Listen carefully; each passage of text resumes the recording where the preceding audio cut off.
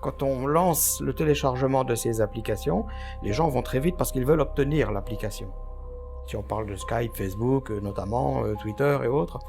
Mais avant de lancer l'installation, il faut accepter. Et on accepte quoi? Il y a la liste, elle n'est pas cachée, mais personne ne fait attention. Exact. Cette liste, elle relève de choses précises. Il n'y a plus de secret dans le téléphone, c'est fini. Pourquoi? Parce que ces applications veulent avoir accès à votre répondeur, à votre liste de personnes avec qui vous êtes en relation, à votre répertoire, veulent avoir accès à l'ensemble de vos communications entrantes, sortantes, les SMS, MMS entrants, sortants, tout ce qui est multimédia, photos, musique et autres, les petites cartes SD quand il y en a, et sinon quand c'est intégré au téléphone, ils veulent avoir accès direct. En réalité, que reste-t-il de secret dans le téléphone? Que reste-t-il de personnel? Si on regarde bien la liste, ça va loin, parce qu'ils veulent même avoir accès à notre insu, à la caméra, pour nous voir et voir ce qui se passe autour à notre insu, que nous soyons en communication ou pas, ainsi qu'à notre micro. Alors pour ça, on se dit qu'il suffit de débrancher la batterie pour que... Oui, mais maintenant les appareils font que...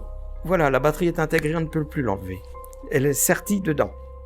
Je pense notamment à des grandes marques, genre Apple pour la citer, mais Samsung s'est lancé aussi dans le même créneau. Les derniers Samsung sortis, la batterie est intégrée, on ne peut pas l'ouvrir, on ne peut rien faire. On ne peut pas la retirer. Et même le téléphone éteint? Même le téléphone éteint. Et aujourd'hui, on pourrait dire, tiens, par champ induit, on branche le téléphone, on le met en charge. Aujourd'hui, c'est fini ça. On a les petits supports, les petits tapis sur lesquels on pose le téléphone et il se charge de lui-même sans fil, sans rien. Par induction. Ce qui veut dire que, par induction, si on arrive à charger un téléphone, on arrive à faire aussi quantité d'autres choses. Et ce sont justement ces ondes-là qui transitent sur nos technologies et qui impactent notre vie quotidienne, notre santé, notre comportement, ce que l'on ressent, ce que l'on va faire ressentir. Ça impacte tout. Les premiers symptômes, les gens commencent à avoir des maux de tête. Ça arrive que des fois on rentre dans une grande surface, on rentre dans un lieu quelconque. Le Wi-Fi est gratuit. C'est bien, tout le monde est content, le Wi-Fi est gratuit.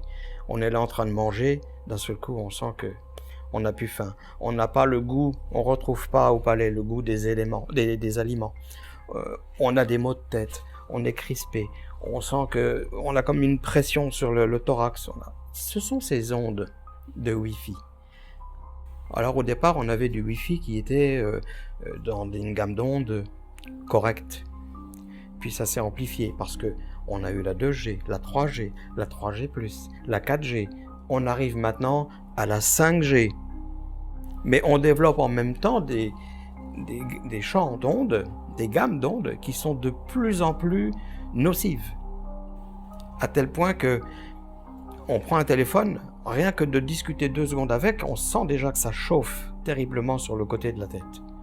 Donc on a créé les kits piétons et oreillettes et autres, mais les ondes sont toujours là.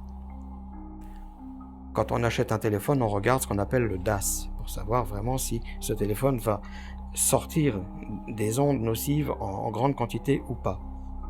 Ce DAS est-il respecté? Est-il vraiment ce qui est affiché? La technologie est tellement bien verrouillée qu'on ne peut même plus y avoir accès. Il faut juste faire confiance à une